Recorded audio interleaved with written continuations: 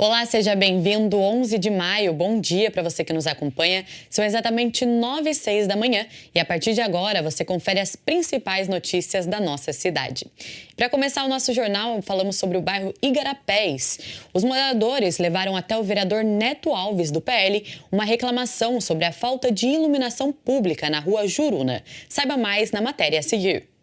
Moradores do bairro Igarapés enfrentavam problemas com a falta de iluminação pública na rua Juruna, o que tornava o trajeto perigoso para pedestres e motoristas durante a noite. O morador Antônio Carlos falou sobre a situação da rua. O que acontece? A minha sobrinha, por exemplo, entendeu? Ela chega às 10h30 da noite da escola, a van traz ela até ali, a gente tem que ir lá encontrar com ela, entendeu? Tinha um buraco aqui no meio da rua que fizeram a rede de esgoto, ficou a tampa fora do lugar. Já teve motoqueiro que bateu com a roda da frente da moto ali, caiu. A gente ajudou o rapaz aqui. E é tudo porque não enxerga, né? Tudo escuro, entendeu? Deu os prejuízos bons, viu? Diante da situação, os moradores procuraram o vereador Neto Alves em busca de apoio. O parlamentar encaminhou a demanda à concessionária de energia EDP. Isso, nós temos atendido aqui, temos sido chamados aí várias vezes aí pelos moradores aqui da Rua Juruna, né? E nessa fase aí eles ficaram um tempo sem energia aqui na rua, sem iluminação, e nós acionamos a EDP para entender o que estava acontecendo, tudo. Eles verificaram que as redes deles estavam sobrecarregadas e eles fizeram toda a troca da rede aqui. Então foi um trabalho importante que fizeram na região, que inclusive a mesma iluminação pega a estrada também, né? Então agora eles estão com a iluminação aqui sem problemas. A EDP ela identificou, né, uma necessidade de um aumento ali da carga, uma substituição lá de transformadores, algumas adequações na rede. Essas questões foram realizadas para que o cliente tenha aí o melhor fornecimento possível e a qualidade aí da energia. Após 5 meses sem iluminação, o problema foi resolvido com a instalação de novos postes e de um novo transformador na via. Agora colocaram o transformador do poste lá, igual eu te falei, até agora não deu problema, entendeu? Vamos torcer para não dar mais, né? Um dos trabalhos do vereador é esse contato, né? Ser a ponte entre a população e o poder executivo, os serviços que são necessários, né? Então a gente recebe a demanda e procura buscar quem são os órgãos aí que a gente precisa trazer para poder resolver esse problema. E foi o que a gente fez, né? Primeiro procuramos a prefeitura e depois também acionamos a EDP. E continuam abertas as inscrições para as empresas interessadas em receber o selo Empresa Amiga do Jovem e do Adolescente. O certificado será emitido pela Câmara Municipal e vai trazer informações como o nome da empresa, o ramo de atuação, a quantidade de jovens e adolescentes contratados e o ano de emissão. A inscrição deve ser feita pelo site jacareí.sp.leg.br, onde também estão disponíveis os requisitos e documentos necessários. O prazo termina nesta sexta, em 15 de maio, e a entrega do selo será realizada em ato solene no plenário da Câmara no dia 17 de junho. E cães e gatos resgatados ganham cuidados e uma nova chance no abrigo transitório de Jacareí. O objetivo é preparar os animais para a adoção e encontrar um novo lar. Confira detalhes na matéria. Cães e gatos que foram abandonados ou resgatados das ruas encontram no abrigo transitório de Jacareí uma chance de recomeçar.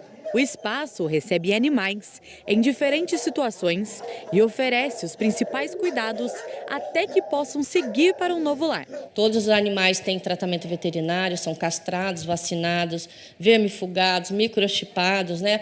Toda a parte de vacinação. Então, a gente tem esse acompanhamento bem criterioso da saúde dele. Quando ele é liberado para adoção, antes dele ser encaminhado para o novo lar, a nossa veterinária faz novamente mais um atendimento, verifica tudo certinho. E aí, após isso, que ele é liberado, né, para a família com um atestado de saúde, dizendo que está tudo ok com a saúde dele.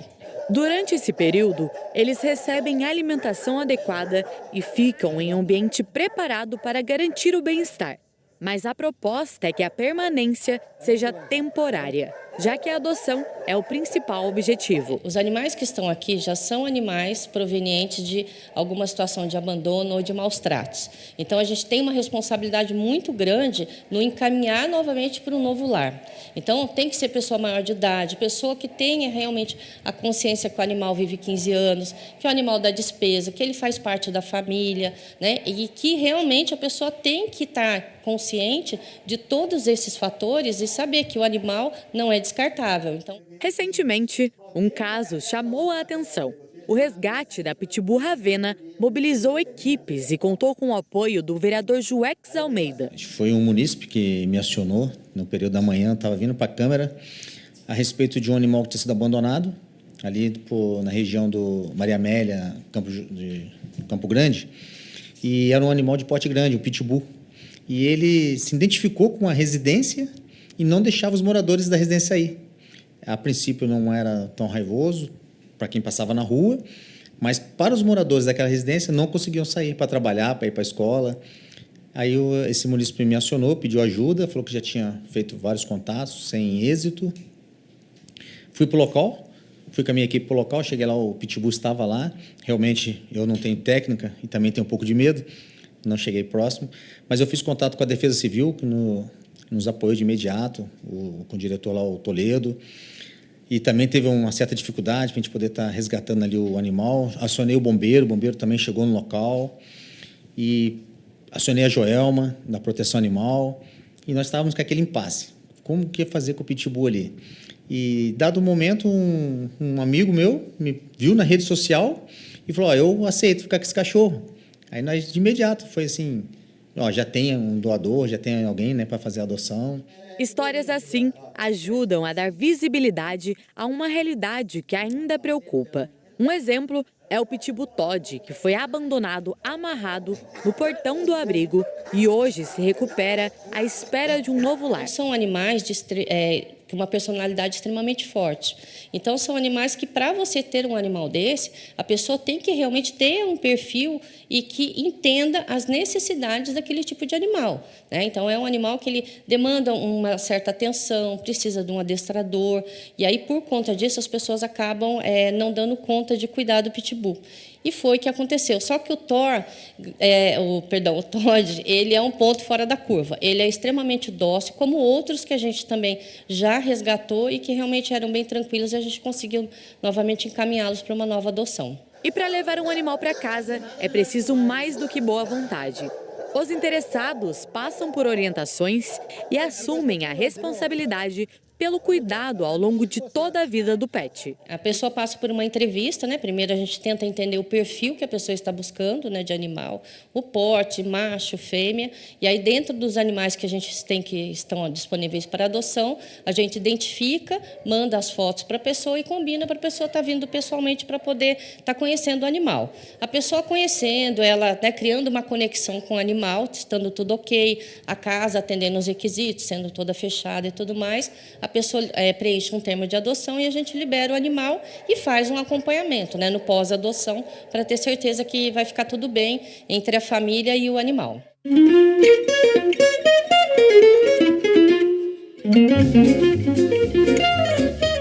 Difícil escolher um só, né? São vários olhares esperando por uma chance. Se você está pensando em adotar, vale a visita. O abrigo fica na Rua Bom Jesus, 1100, Cidade Salvador. Aberto de segunda a sexta-feira, das 11 às 15 horas. E todo o último sábado do mês, das 9 às 14 horas. Então, se você ficou interessado em algum dos animais, dá para entrar em contato pelo site Adote ou também ir até o abrigo presencialmente. Nós vamos para um rápido intervalo e no próximo bloco você confere mais notícias sobre a cidade e informações sobre o trabalho dos vereadores. A gente volta já.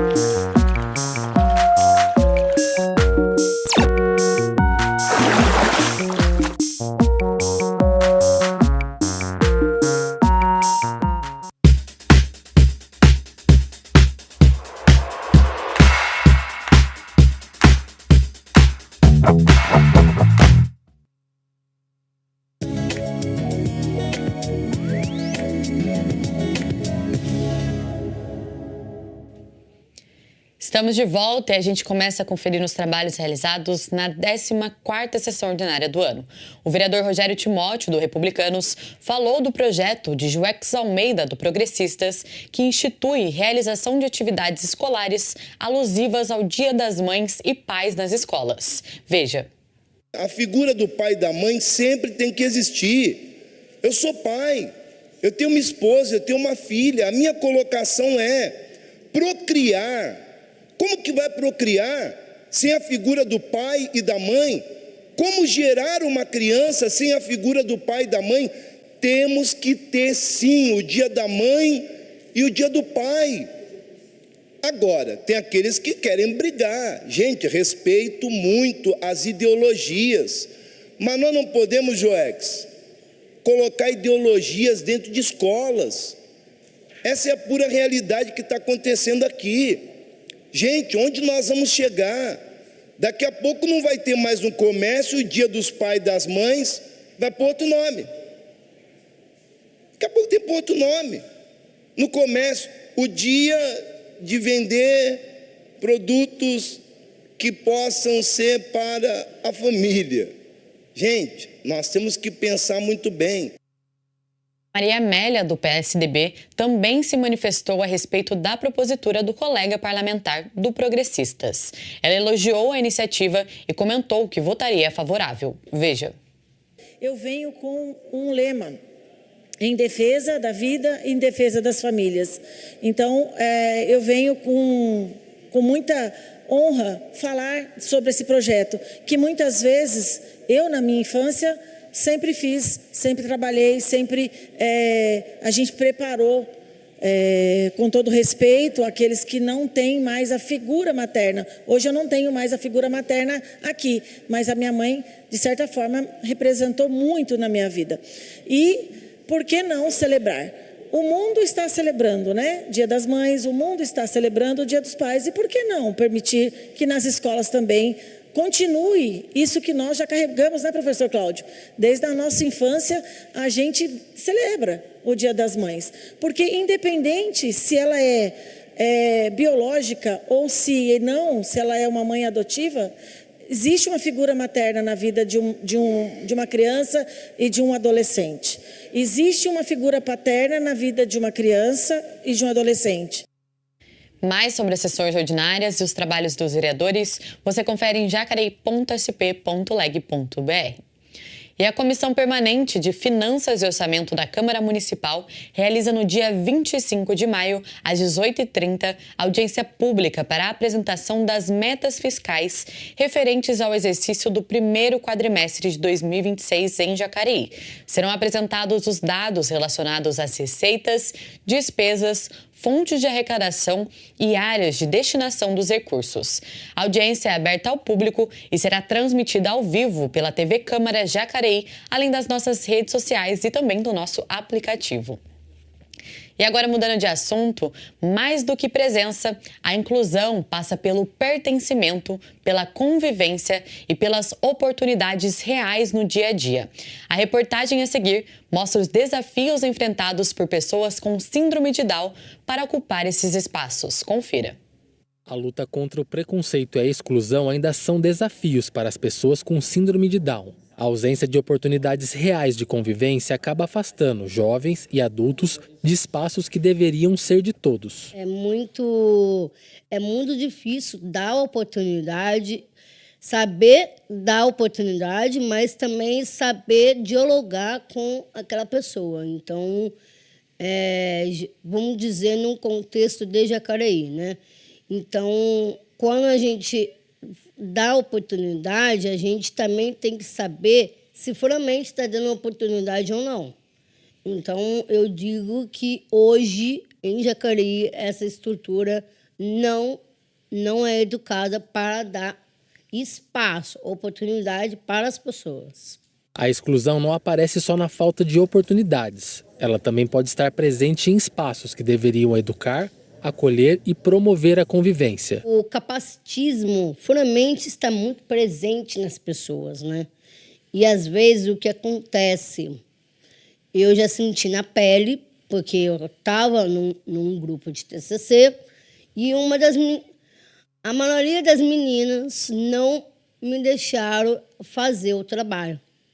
Eu tirei um 10, mas eu não fiz nada.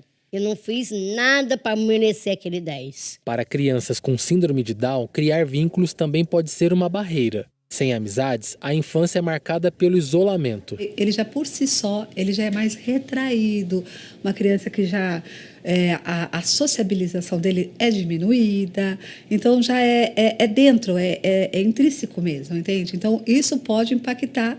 Então óbvio, né? Se tem um monte de criança brincando, essa criança ela vai esperar ser inserida, né? Embora que a empatia, o apego ao outro, ela pode ser grande. Não vai diminuir pela condição genética, não. E cada ser é um ser.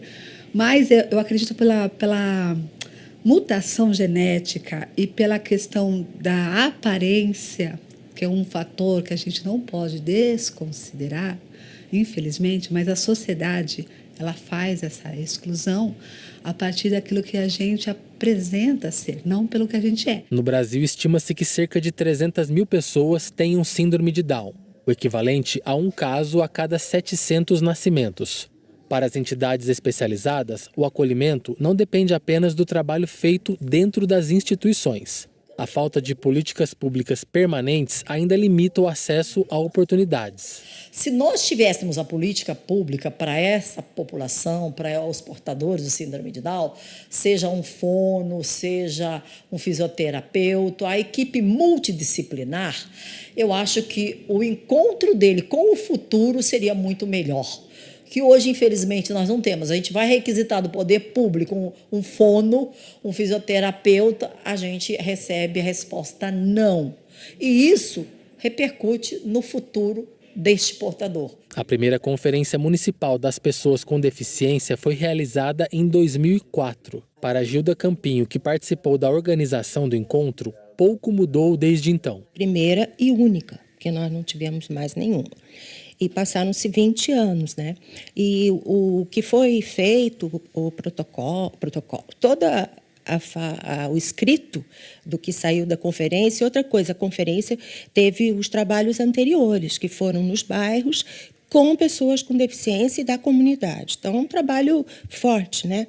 E, realmente, nós tivemos muitos itens falados, educação, saúde, vários eixos, mas a gente olhando hoje, talvez 2 itens foram preenchidos somente, né? Então, há muito que se fazer mesmo. Apesar das críticas, ela avalia que hoje o município tem mais condições de promover mudanças. Sim, nós hoje na cidade temos um panorama diferenciado, né? Que nós já tínhamos, que é o Conselho Municipal da Pessoa com Deficiência, já existe. Agora nós temos um Conselho da Inclusão, uma diretoria da inclusão.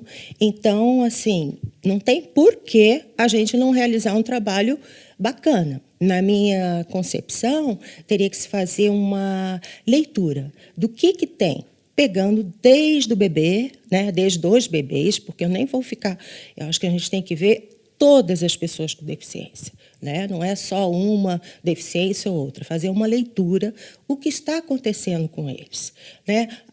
Estão nas entidades, o que está sendo feito, para a gente chegar na pessoa mais jovem, mais idosa. Conhecer a realidade das pessoas com síndrome de Down é uma forma de combater a exclusão. Pela escuta e convivência, muitos preconceitos começam a ser rompidos. Pesquise referências, influenciadores. Tem vários que são influencers digitais que têm um trabalho impecável, que são pessoas com síndrome de Down. Então, eu acho que o interesse, procura na internet, ler livros, tenha interesse do conhecimento, porque o conhecimento ele vai junto com qualquer profissão, qualquer coisa que você fizer, que você escolher na vida, o conhecimento vai junto. Lembrando que ao meio-dia você confere a reprise dessa edição e pode acompanhar todas as reportagens produzidas por nossa equipe por meio das redes sociais. Se cuide e até mais!